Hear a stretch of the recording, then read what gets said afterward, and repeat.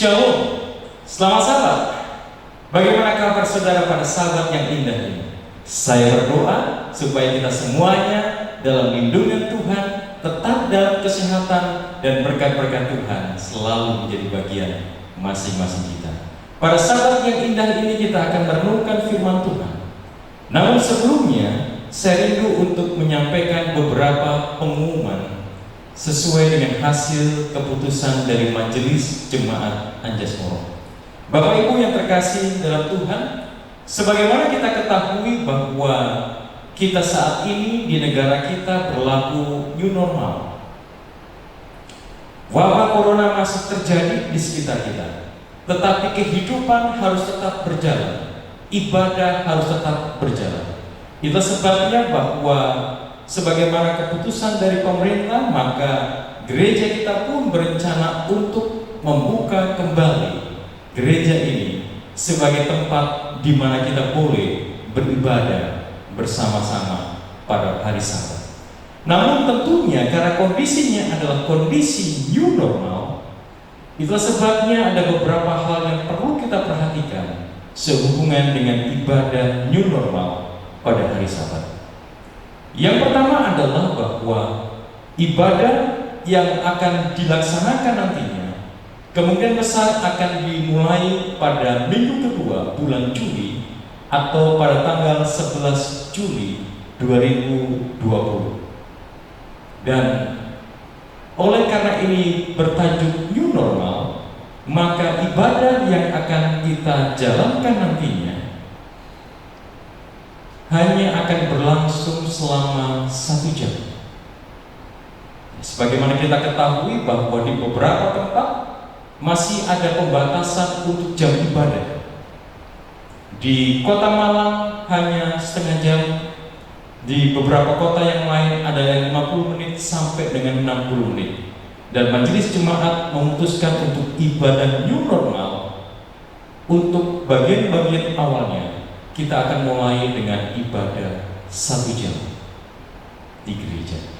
Dan oleh karena ini adalah ibadah 1 jam, maka saya mengundang kita semuanya untuk hadir tepat waktu.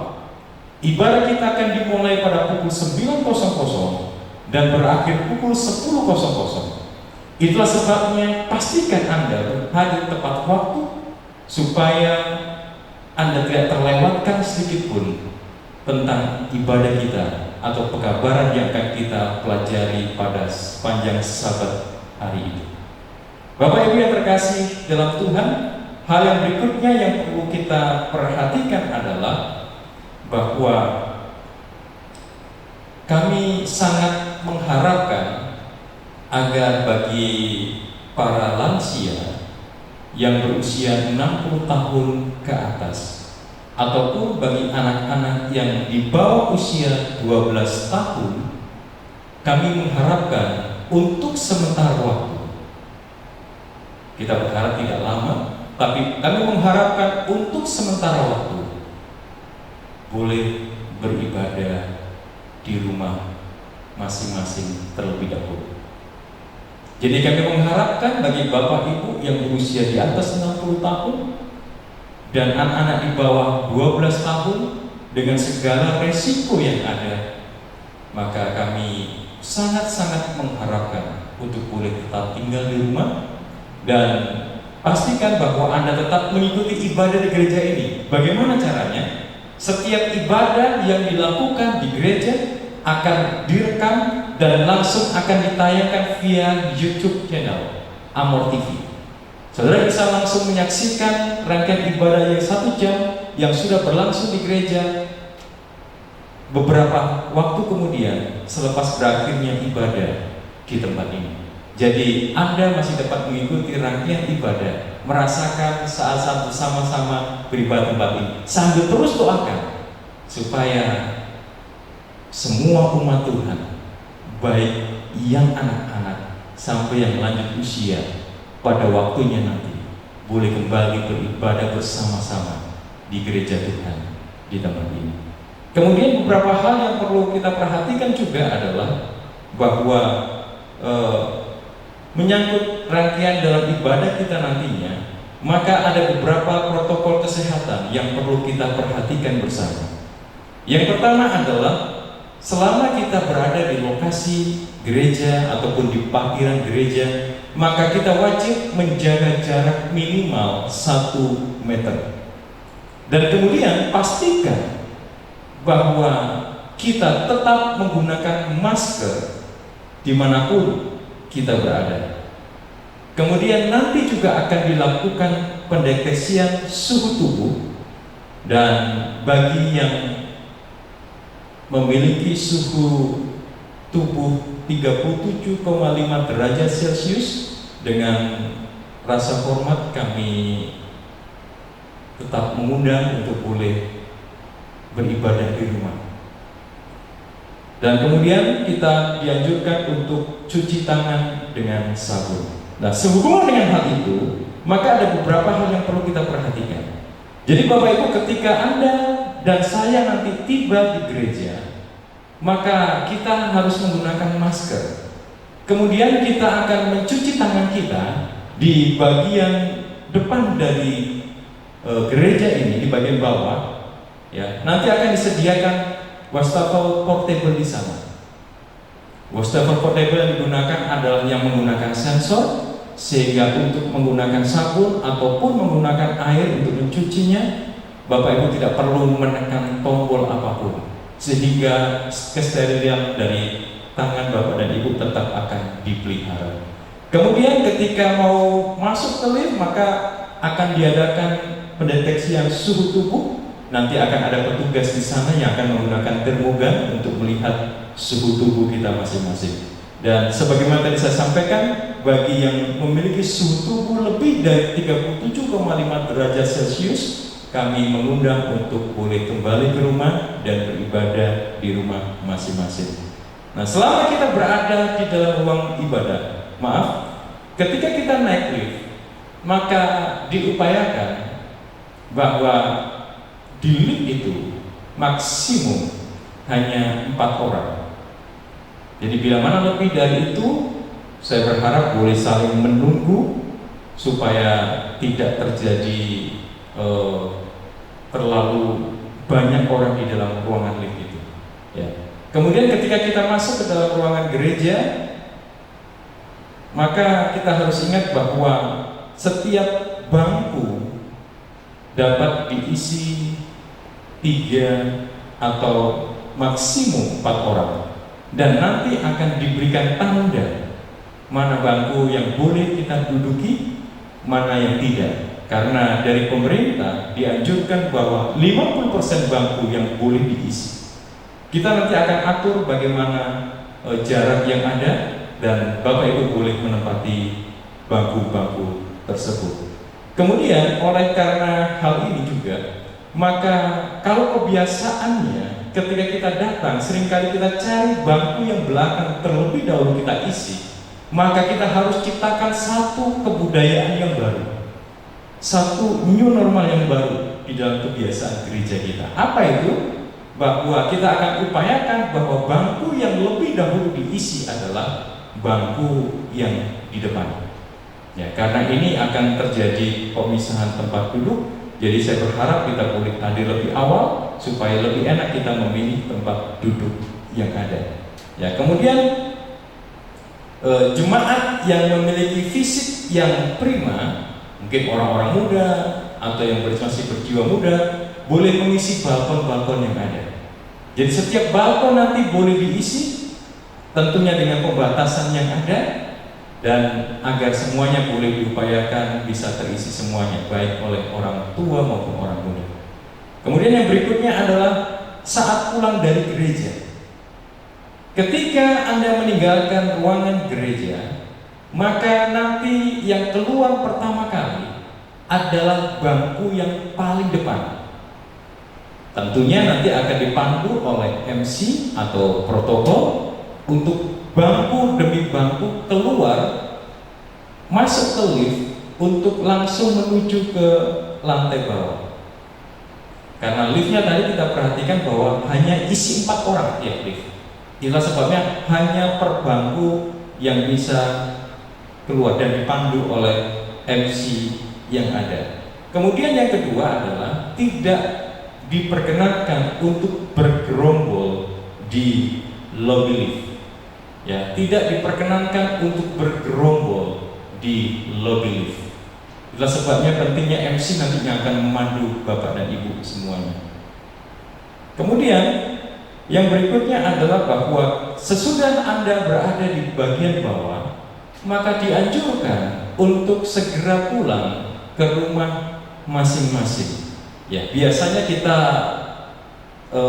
senang sekali untuk boleh saling berbicara, berbagi, bercerita satu dengan yang lain, apalagi kita sudah lama tidak bersama-sama. Pada kesempatan ini dalam rangka new normal, biarlah kita boleh berbincang-bincang, tapi lewat media WA ataupun telepon kita masing-masing. Untuk di gereja, jangan dulu. Kita turun dari lift, kita boleh menuju ke kendaraan masing-masing, kita boleh langsung pulang ke rumah masing-masing. Kemudian yang berikutnya adalah untuk selama masa new normal ini tidak disediakan makan siang bersama-sama. Jadi itulah sebabnya ketika Anda sudah turun nantinya, maka kita akan langsung pulang ke rumah masing-masing agar kita boleh makan siang di rumah masing-masing. Saya rasa itu pengumuman kita pada Sabat ini. Nanti Sabat depan saya akan mereview lagi, dan kalau ada tambahan pengumuman saya akan sampaikan pada Sabat yang akan datang. Terima kasih untuk perhatiannya. Tuhan memberkati kita, dan terus berdoa agar secepatnya kita boleh bersama-sama kembali, bukan hanya untuk sebagian orang, tetapi semua umat-umat Tuhan boleh bersekutu kembali memuliakan nama Tuhan. Bapak Ibu yang terkasih dalam Tuhan, pada saat ini pembahasan kita judulnya adalah pergi ke Betel. Sebelum kita merenungkan firman Tuhan pada Sabat ini, mari kita bersatu di dalam doa.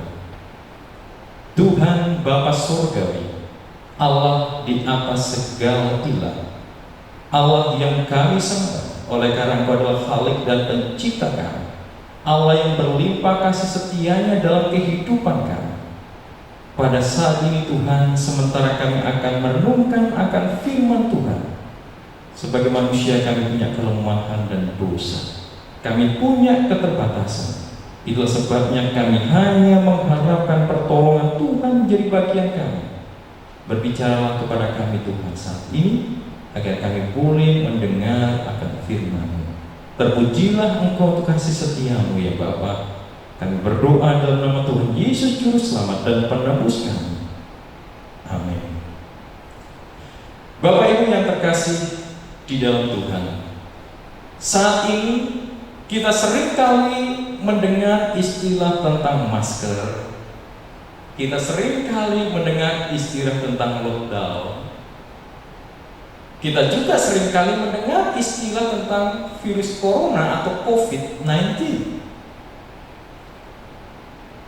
Di tengah-tengah segala pandemi dari COVID-19 ini, seringkali kita merasakan bahwa kehidupan kita ini dari hari ke hari semakin mengalami ketertekanan, semakin mengalami kesusahan, semakin mengalami kesulitan, oleh karena wabah ini membuat kita tidak dapat berbuat apa-apa.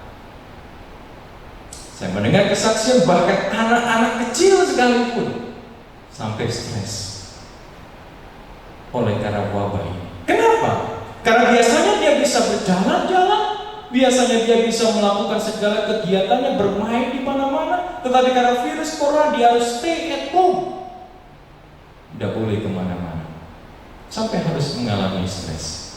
Tetapi saya percaya bahwa di balik segala sesuatu, ketika Tuhan izinkan itu terjadi, pasti ada manfaatnya untuk kebaikan kita masing-masing. Di antaranya tentunya kita bisa melihat bahwa ketika kemarin lockdown itu terjadi di mana-mana, maka bumi kita ini mengalami reset. Bumi kita ini kemudian diset ulang. Bumi kita ini kemudian mengalami satu hal yang sangat menarik. Oleh karena udaranya jauh lebih segar dibandingkan dengan sebelum-sebelumnya. Kenapa? Banyak pabrik yang berhenti berproduksi. Apa manfaat yang lain? Saudara terkasih dalam Tuhan, masker. Ada apa dengan masker ini? Saudara, ternyata penggunaan masker itu selain juga bermanfaat untuk kesehatan kita, tetapi penggunaan masker itu juga dapat menjadi penolong bagi kita. Untuk apa? Yang pertama, bahwa masker itu dapat menjaga mulut kita supaya tidak banyak makan. Ya. Jadi masker itu menolong kita supaya tidak banyak makan.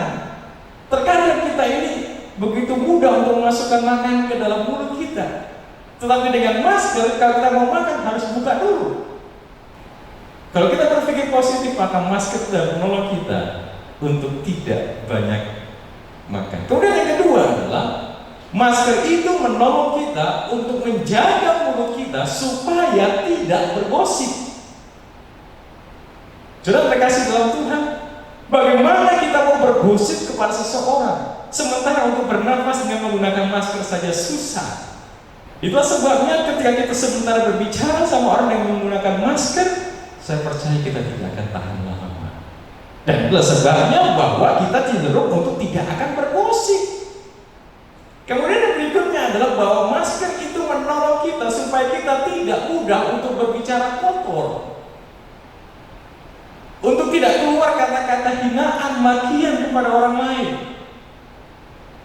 Jadi masker itu mempunyai manfaat di dalam kehidupan masing-masing kita, khususnya di dalam kita menggunakan mulut kita, ya, perkataan kita.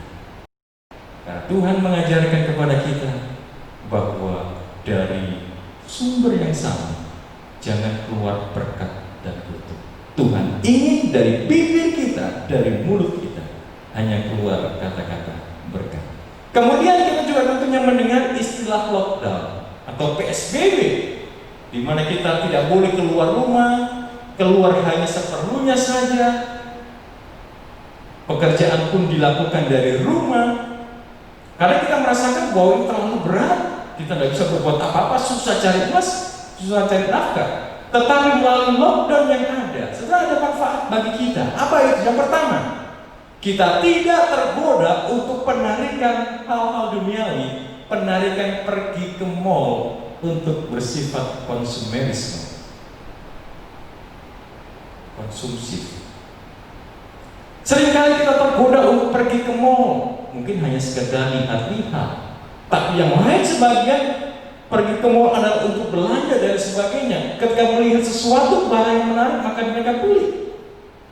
Ketika kita diharapkan untuk stay at home, maka kita tidak tergoda untuk penarikan mall-mall yang ada. Kemudian yang kedua adalah ketika kita lockdown,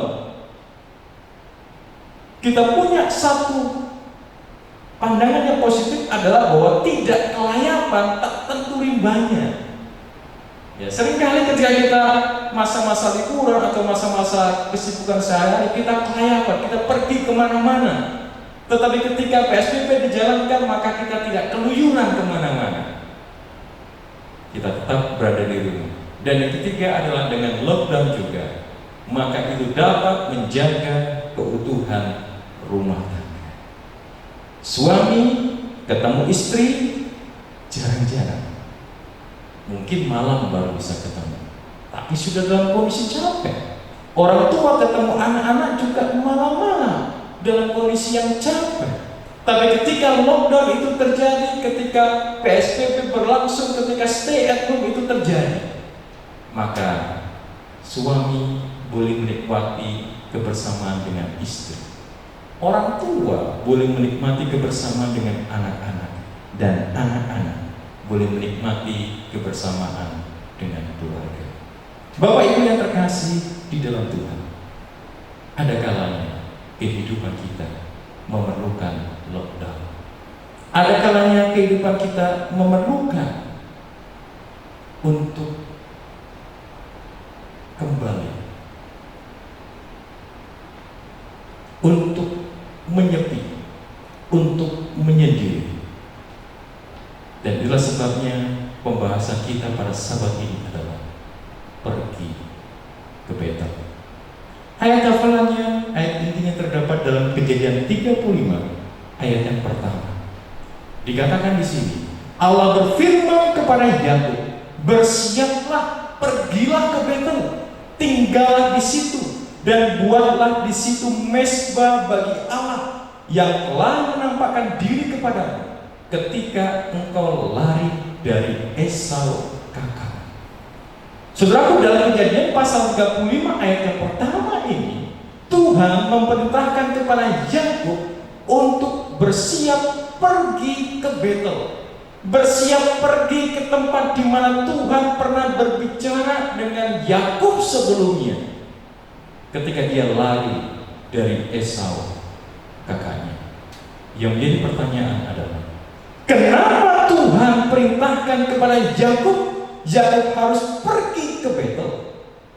Kenapa Tuhan tidak perintahkan Yakub ke tempat lain? Tetapi kenapa harus ke Betel?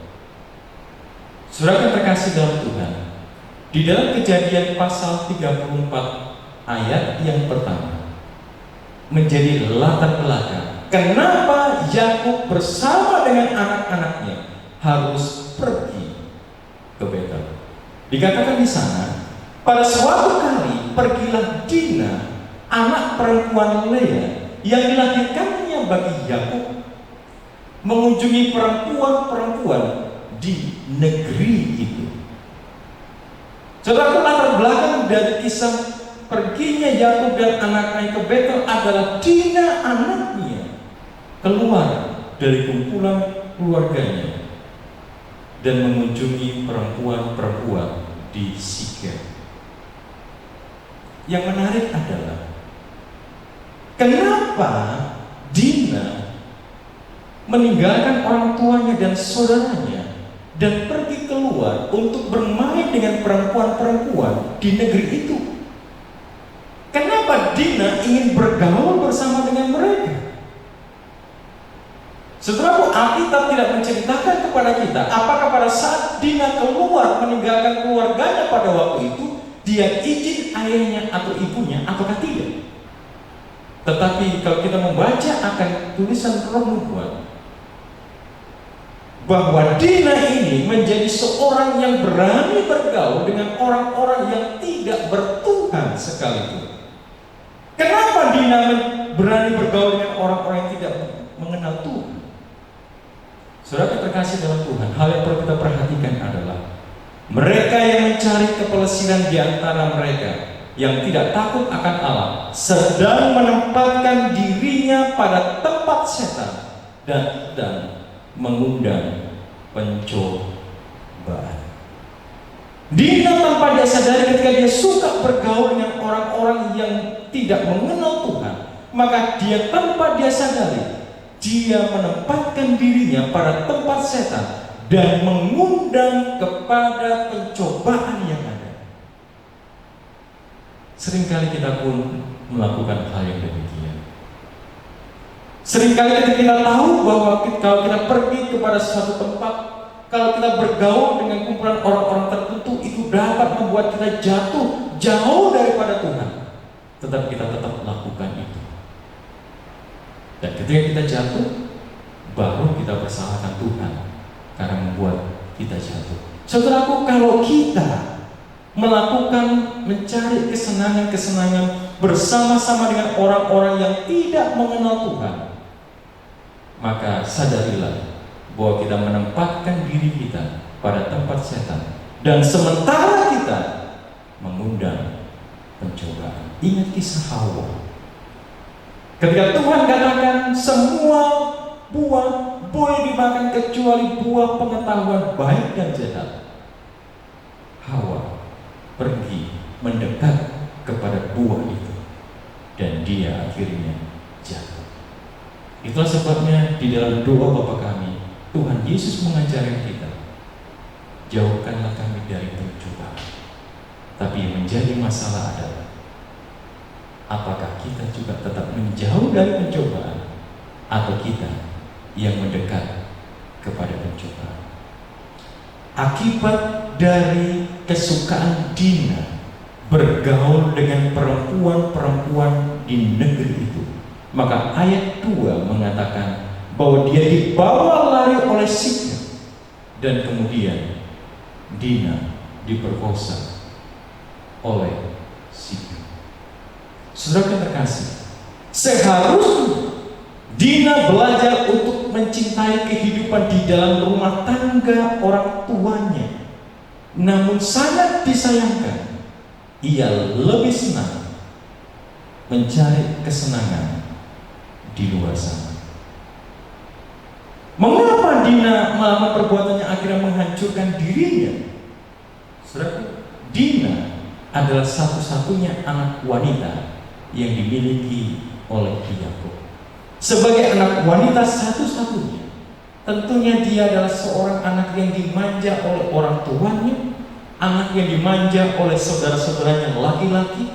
Dia merupakan yang paling disayang pada waktu itu. Tetapi yang terjadi adalah bahwa sebagai gantinya dia tetap tinggal bersama dengan keluarga. Rupanya apa yang diperlakukan keluarganya kepadanya tidak menarik hatinya, sehingga dia lebih cenderung mencari kesenangan di luar sana. Kalau kita lihat kisah dari kehidupan keluarga Yakub, kita bisa temukan bahwa ternyata keluarga Yakub bukanlah keluarga yang seorang yang bijaksana dalam membesarkan anak-anaknya. Yakub adalah seorang yang seringkali pilih kasih di dalam membesarkan anak-anaknya, dan rupa-rupanya pengalamannya membuktikan karena tindakan yang dilakukan oleh Yakub itu di dalam pendidikan anak-anaknya menimbulkan ada proses pertumbuhan, ada proses iri hati di antara anaknya satu dengan yang lain. Kita bisa melihat juga dalam kisah tentang Yusuf itu.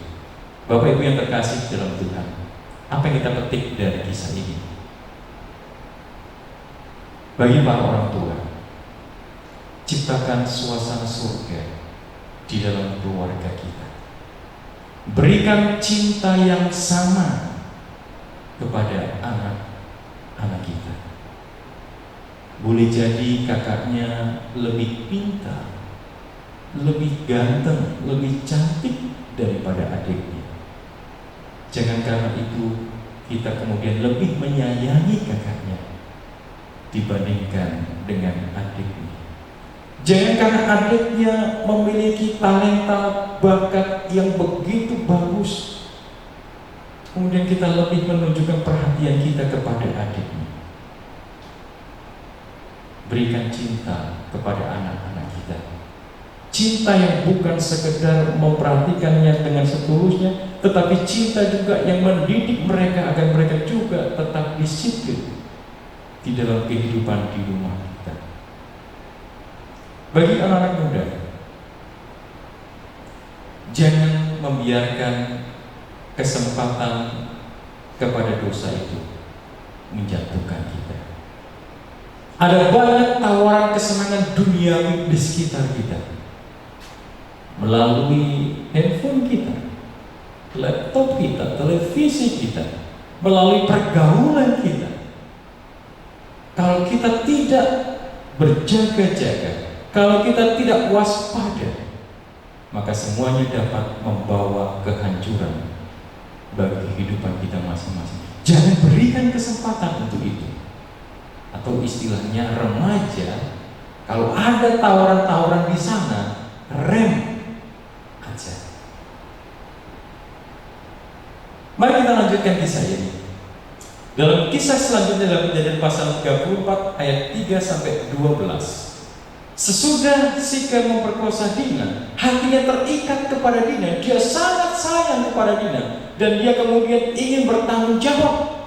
Itulah sebabnya dia bersama dengan ayahnya pergi menghadap kepada Yakub untuk menceritakan tentang apa yang sementara terjadi antara Sikem dan juga Dina. Kemudian bahwa Sikem mempunyai satu tujuan. Tujuannya adalah untuk melamar Dina agar Dina ini dapat menjadi istrinya, untuk menutupi segala perbuatan jahat yang sudah dia lakukannya. Bahkan dia katakan bahwa dengan dia mengambil Dina ini, maka nantinya antara penduduk Sikem dan orang-orang dari Yakub ini dapat mengambil wanita dari masing-masing belah pihak, sehingga akan terjadi perkawinan campuran antara kedua belah pihak itu. Bahkan dikatakan oleh Sikem bahwa berapapun harganya untuk membayar Dina, mahar yang harus dia bayar, maka dia akan keluarkan itu. Saudara terkesan bahwa apa yang dikatakan oleh Sikem ini sesuatu yang sangat baik. Dia seorang yang sudah bersama, tapi dia mau bertanggung jawab. Tetapi ada apa di balik segala sesuatunya itu? Di dalam ayatnya 21 sampai 23, mari kita perhatikan. Orang-orang itu mau hidup damai dengan kita, biarlah mereka tinggal di negeri ini dan menjalaninya dengan bebas. Bukankah negeri ini cukup luas untuk mereka? Maka kita dapat mengambil gadis-gadis mereka menjadi istri kita, dan kita dapat memberikan gadis-gadis kita kepada mereka. Kemudian ayat 22, namun hanya dengan syarat ini orang-orang itu setuju tinggal bersama-sama dengan kita, sehingga kita menjadi satu bangsa, yaitu setiap laki-laki di antara kita harus disunat seperti mereka bersunat. Ayat 23, ternak mereka, harta mereka, dan segala hewan mereka, bukankah semuanya itu akan menjadi milik kita? Saudara terkasih, di balik apa yang manis yang Sikem sudah nyatakan di hadapan Yakub, ternyata ada niat jahat, ada kuasa iblis yang turut bekerja, ada rencana-rencana iblis yang tidak dinyatakan melalui aksi dari Sikem untuk menikahi Dina itu. Apa itu? Yaitu supaya mereka menjadi satu bangsa dengan Israel, supaya mereka menjadi satu kesatuan. Istri mereka ataupun perempuan-perempuan dari negeri mereka boleh menjadi istri bagi orang-orang Israel, dan wanita-wanita Israel boleh menjadi istri bagi orang-orang Sikem. Terjadi percampuran antara bangsa ini, terjadi percampuran antara orang-orang yang bertuhan dengan yang tidak bertuhan. Bahkan dikatakan juga bahwa maksud mereka dibalik seluruh yang dilakukan oleh Sikem adalah mereka ingin menguasai harta yang dimiliki oleh Yakub bersama dengan anak-anaknya. Saudara, apa yang kita bisa lihat di sini adalah bahwa dibalik semuanya adalah strategi setan untuk menghancurkan anak-anak Allah dengan membiarkan mereka menjadi terkontaminasi dengan anak-anak dunia. Setan ingin anak-anak Allah ini tidak murni menyembah kepada Allah. Itu sebabnya dia tawarkan godaan duniawi anak-anak dunia ini untuk membuat anak-anak Allah menyimpang dari ajaran Tuhan yang benar, menyimpang dari ibadah kepada Tuhan yang benar. Dan saudaraku, bukankah itu yang terjadi pada zaman sebelum air bah? Ketika anak-anak Allah menikah dengan anak-anak manusia, maka Kejadian pasal 6 mencatat bahwa pada masa itu apa yang dilakukan oleh manusia, segala kecenderungan hatinya dikatakan jahat semata-mata. Inilah strategi iblis. Ketika anak-anak Allah bercampur baur dengan anak-anak dunia, maka strategi iblis adalah membuat anak-anak Allah yang benar itu menjadi gelap, menjadi jahat. Jadi pertanyaan adalah, apakah salah kalau kita bergaul dengan dunia? Apakah salah kalau kita bergaul dengan orang yang tidak seiman dengan kita? Bukankah ada banyak keuntungan yang kita dapat lakukan? Bukankah Tuhan juga memerintahkan kita untuk berbaur dengan banyak orang supaya kita bisa memenangkan mereka? Saudaraku, tidak salah memang. Tetapi yang menjadi masalah adalah bahwa sudahkah Anda memiliki dasar yang kuat saat mencoba untuk menghadapi pencobaan yang besar itu. Patut kita renungkan. Kita mengatakan saya kuat, iman saya kuat, saya akan menghadapi pencobaan itu. Ketika banyak pencobaan, banyak tawaran-tawaran di sekitar saya akan tetap kuat kepada Tuhan. Yang dia bertanya adalah, betulkah itu? Banyak hal yang saya temukan ketika mereka mengatakan saya kuat, saya tidak akan meninggalkan Tuhan, sekali-kali saya tidak akan tinggalkan Tuhan. Hari ini orang muda ini dikatakan seperti itu, besok dia sudah tinggalkan Tuhan. Ini pengalaman yang saya temukan di sekitar saya. Saudara yang terkasih dalam Tuhan, tidak salah kita bergaul dengan dunia. Sebagaimana sudah saya sampaikan yang lalu, kalau tujuan kita adalah untuk memperkenalkan mereka kepada Kristus, untuk membawa mereka kepada terang, tidak ada masalah. Karena tentunya kita juga sudah belajar dan semakin dikuatkan sementara kita mau menginjil. Tapi kalau kita hanya sekedar bergaul dengan mereka, hati-hati, jangan sampai kita terperdaya dan jatuh. Mungkin bagi mereka yang melakukan bisnis, boleh, karena itu sangat mendatangkan keuntungan bagi bisnis kita. Tapi ingat, kalau ada cara-cara yang tidak berkenan di hadapan Tuhan yang dilakukan oleh mereka, jangan itu juga kita lakukan, supaya kita tidak jatuh ke dalam pencobaan yang ada. Saudaraku, hati-hati, Tuhan tidak menghendaki kita mengkhianati. Kenapa? Di dalam Ulangan pasal 7 ayat 2 sampai dengan ayat yang keempat dikatakan, dan Tuhan Allahmu telah menyerahkan mereka kepadamu supaya engkau memukul mereka kalah, maka haruslah kamu menumpas mereka sama sekali. Janganlah engkau mengadakan perjanjian dengan mereka, dan janganlah engkau mengasihani mereka. Janganlah juga engkau mengawin dengan mereka. Anakmu perempuan janganlah kau berikan kepada anak laki-laki mereka, ataupun anak perempuan mereka jangan kau ambil bagi anakmu laki-laki, sebab mereka akan membuat anakmu laki-laki menyimpang daripadaku, sehingga mereka beribadah kepada Allah lain. Maka murka Tuhan akan bangkit terhadap kamu dan akan memunahkan engkau dengan segera. Saudaraku, ini yang Tuhan katakan kepada orang-orang Israel, bahwa Tuhan tidak mengizinkan mereka untuk kawin-mawin dengan bangsa-bangsa sekitar mereka yang tidak mengenal Tuhan, karena mereka dapat membawa orang-orang yang percaya kepada Tuhan ini menyimpang dari kebenaran firman Tuhan. Ada satu kutipan yang mengatakan, jika engkau gagal untuk mempengaruhi dunia, maka dunia akan mempengaruhi engkau. Jika kehidupan kita gagal untuk menarik orang-orang luar ini, maka mereka yang akan menarik engkau. Seringkali kita katakan, saya mau cari gadis, cowok dari luar sana, saya mau perkenalkan mereka kepada Kristus. Tapi seringkali juga kita yang kemudian tertarik kepada yang mereka miliki.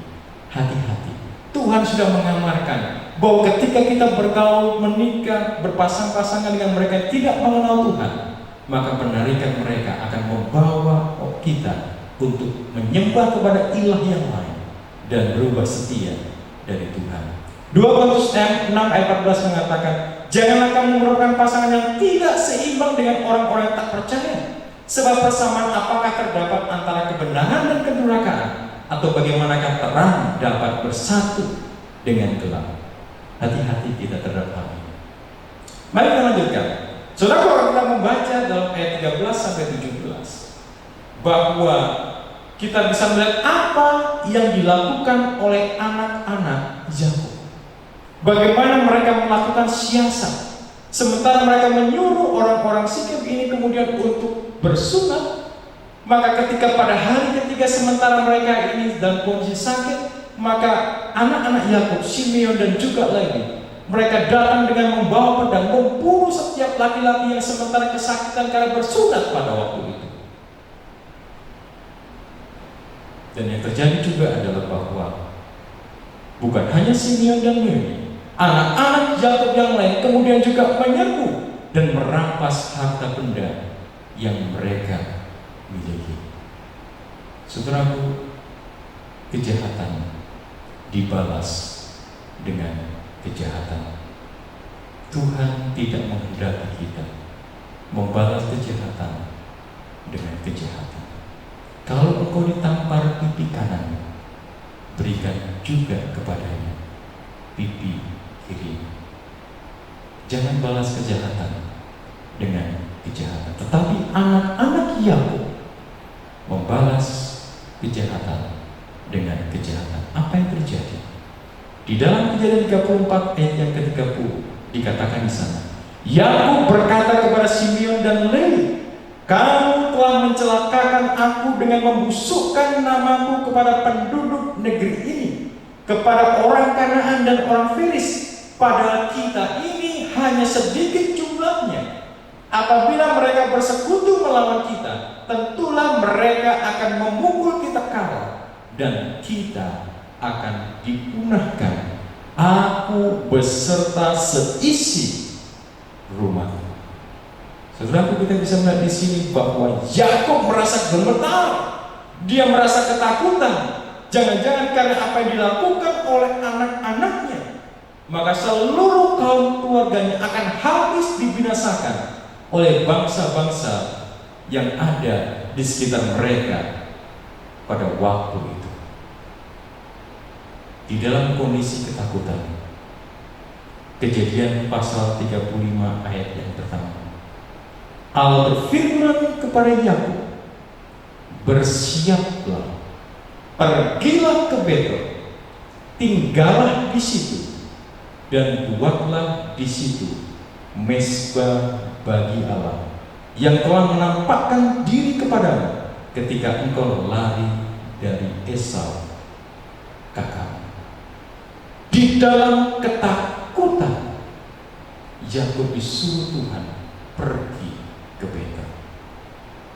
Pada kali pertama Yakub berada di Betel, saat dia merasakan ketakutan oleh karena dia sudah berbuat dosa, berbuat kesalahan kepada Esau kakaknya. Dia sudah menipu Esau kakaknya. Tetapi bukan hanya itu ketakutannya. Ketakutan yang terutama yang Yakub miliki adalah ketakutan bahwa dia tidak akan mendapatkan pengampunan dari Tuhan oleh karena dosa-dosa yang dia sudah lakukan. Dan itu sebabnya dia bergumul dalam ketakutan. Dan sementara dia tertidur, Yakub bermimpi bahwa ada tangga yang menghubungkan dunia ini dengan surga, dan pada tangga itu turun naik malaikat-malaikat.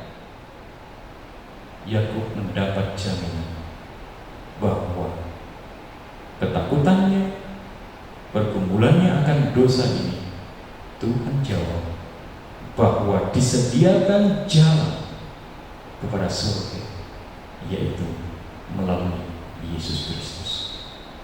Saudaraku, ketika Yakub dalam ketakutan yang sama, Tuhan menyuruh dia kembali ke Betel.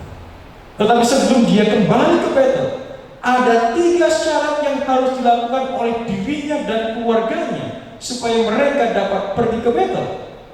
Apa yang harus mereka lakukan? Yang pertama adalah jauhkan dewa-dewa asing yang ada di rumahmu.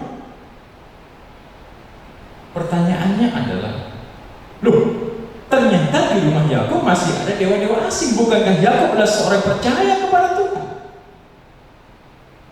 Saudara kasih, walaupun Yakub adalah seorang yang setia dalam ibadah kepada Tuhan baik pagi maupun petang, namun dia tidak melarang keluarganya untuk percaya kepada kuasa-kuasa yang lain.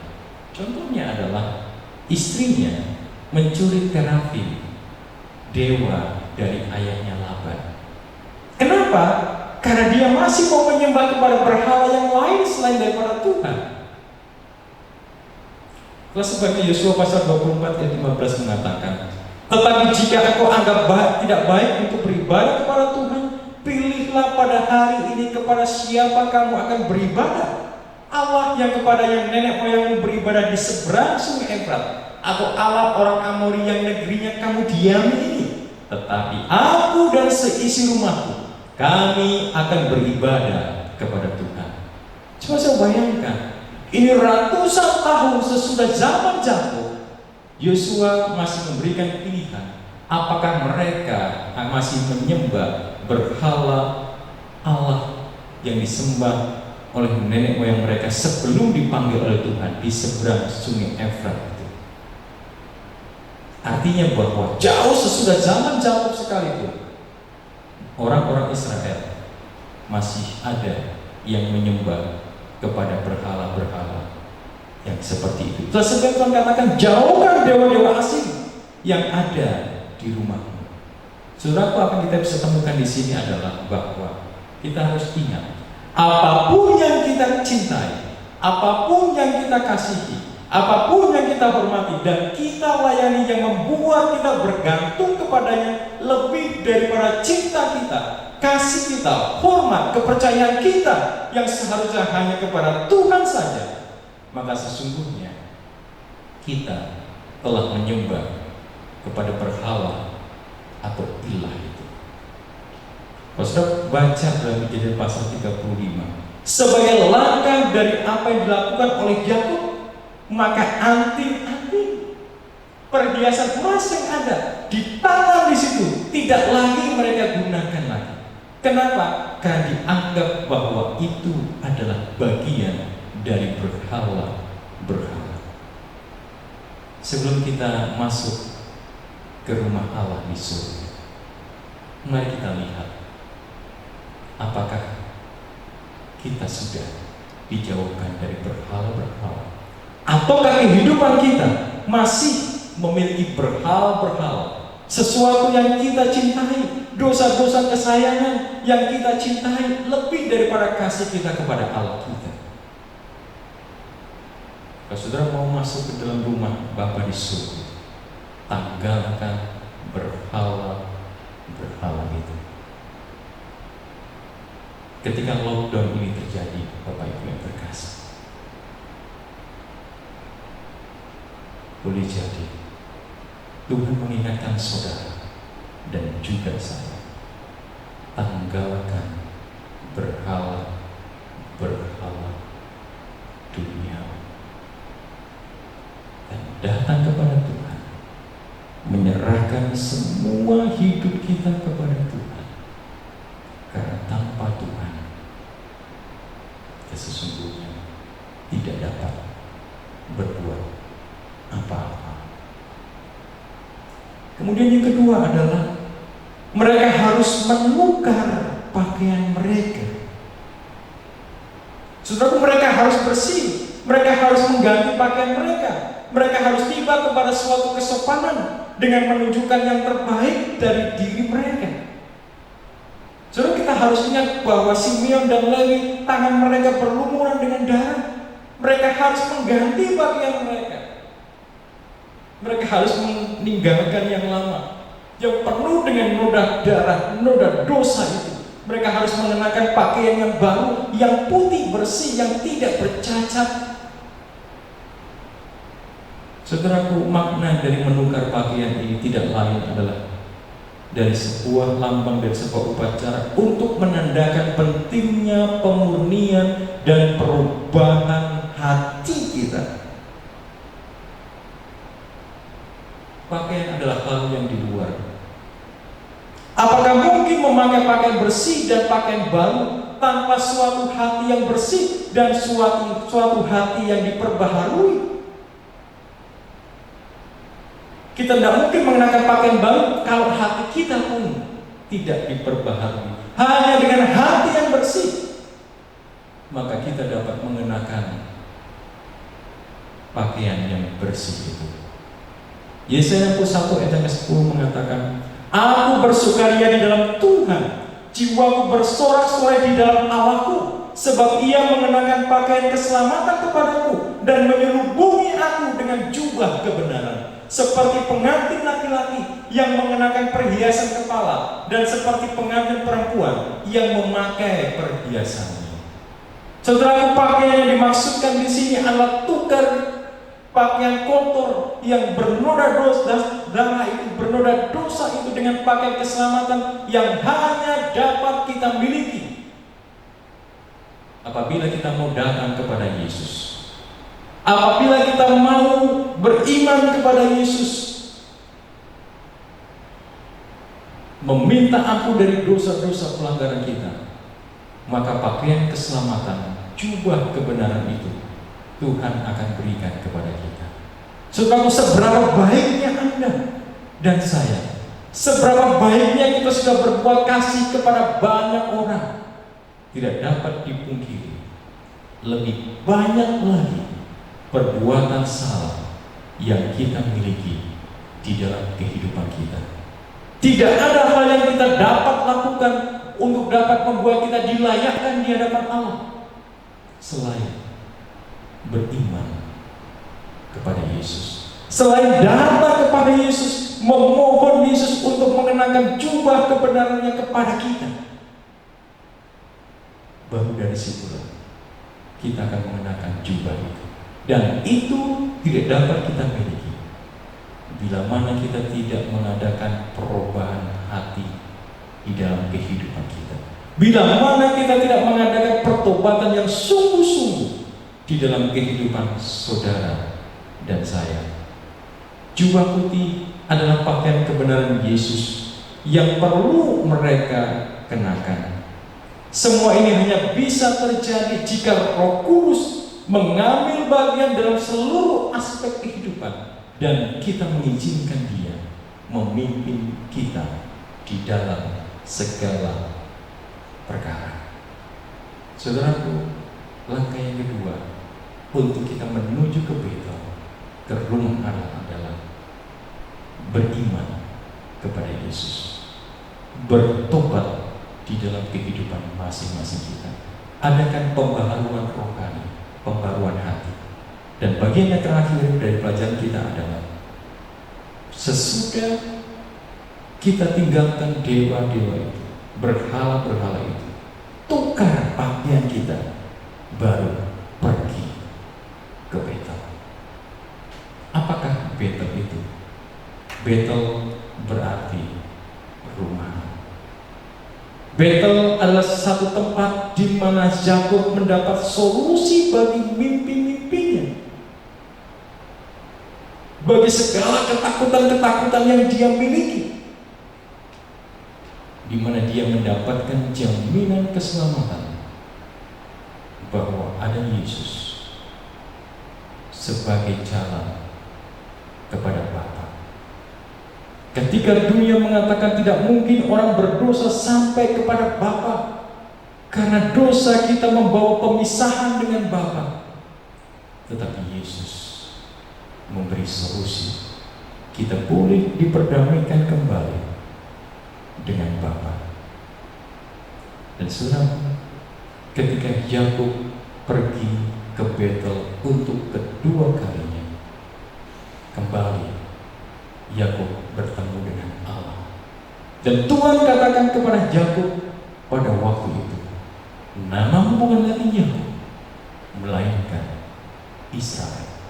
Dan Tuhan berjanji akan memberkati Yakub bersama dengan anak-anaknya turun-temurun. Anaknya akan menjadi raja-raja dan cucu-cucunya akan menjadi raja-raja untuk masa-masa yang akan datang. Ketika Yakub diperdamaikan dengan Allah, maka ada janji berkat yang Tuhan berikan kepadanya.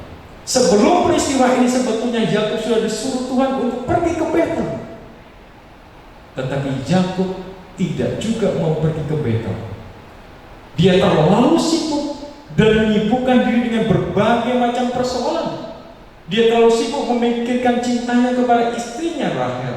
Dia terlalu sibuk memikirkan materi yang ada. Dia terlalu sibuk memikirkan lari dari Laban. Dia terlalu sibuk memikirkan bagaimana dia menyelamatkan diri dari Esau. Dan semuanya itu membuat Yakub lupa kepada perintah Allah untuk kembali ke Betel. Melalui peristiwa berdarah yang dilakukan oleh anak-anak, Tuhan membawa Yakub pulang kembali ke Betel. Bapak Ibu yang terkasih dalam Tuhan, melalui peristiwa lockdown yang ada, mari kita pandang sebagai cara di mana Tuhan ingin membawa kita pulang kembali ke Betel. Boleh jadi hidup kita selama ini masih memiliki berhala kesia-siaan. Melalui lockdown, Tuhan ingin ingatkan kita, you are nothing. Tanpa Tuhan, kita tidak berdaya. Terus bersandar dan bergantung sepenuhnya kepada Tuhan. Yang kedua, boleh jadi dalam kehidupan kita sebelumnya kita masih melakukan tindakan-tindakan yang berlumuran darah, masih melakukan perbuatan-perbuatan yang berdosa kepada bos, kepada karyawan, kepada istri, suami, anak-anak, saudara-saudara kita. Mari kita jadikan lockdown yang ada untuk bagian introspeksi diri kita, betapa pentingnya kita hidup berdamai dengan Tuhan. Mari kita perbaharui diri kita, perbarui hati kita, perbarui komitmen kita, untuk kita boleh kembali memiliki hubungan yang intim, yang akrab, yang karib dengan Tuhan, agar dapat menolong kita menjadi satu manusia baru. Dan yang ketiga adalah, mari kita pergi ke Betel. Mari kita kembali mengingat bahwa hanya Yesus jalan kita kepada Bapa. Hanya Yesus jalan kita kepada keselamatan itu. Sehingga bila mana ketiga hal ini kita boleh lakukan dalam kehidupan kita, dan ketika nanti kita akan kembali bertemu dalam ibadah new normal yang ada, maka motivasi kita bukan lagi untuk segala kepentingan pribadi, tetapi semuanya akan kita tujukan untuk kepujian, hormat, dan sembah bagi kemuliaan nama Tuhan. Kiranya Tuhan memberkati masing-masing kita, tetap sehat, tetap selamat. Mudah-mudahan kita boleh bertemu pada kesempatan berikutnya di dalam ibadah di gereja. Tuhan memberkati kita semuanya. Mari kita bersatu di dalam doa. Bapa di surga, terima kasih untuk kasih-Mu. Terima kasih untuk firman Tuhan. Tolong kami, ajar kami Tuhan, untuk kami boleh memahami akan firman Tuhan, untuk kami boleh memandang bahwa di balik segala peristiwa Tuhan izinkan terjadi untuk membawa kami pulang ke rumah. Kalau ada dosa-dosa kami, kalau ada kecintaan-kecintaan kami akan berhala-berhala, kalau ada hati kami yang belum bertobat dan belum mau datang kepada-Mu Tuhan, saat ini kami mau datang kepada-Mu. Kami mohon ampun kepada-Mu ya Tuhan. Tahirkan hati kami, tahirkan pikiran kami, sehingga kapanpun Tuhan datang, kami boleh bersedia untuk menikmati hidup kekal yang Tuhan sediakan itu. Berkati masing-masing kami, berkati segala usaha tangan kami dalam situasi pandemi saat ini. Tuhan akan bukakan pintu-pintu berkat. Berkati rumah tangga masing-masing kami ya Tuhan, agar melalui segala terjadi saat ini, rumah tangga kami semakin rukun, semakin diwarnai dengan kasih, dan hidup kami boleh memiliki suasana surga di dalam rumah tangga masing-masing kami. Berkati anak kami, berkati segala usaha tangan kami. Biarlah semuanya akan Tuhan buat berhasil, dan biarlah nama yang dimuliakan di dalam.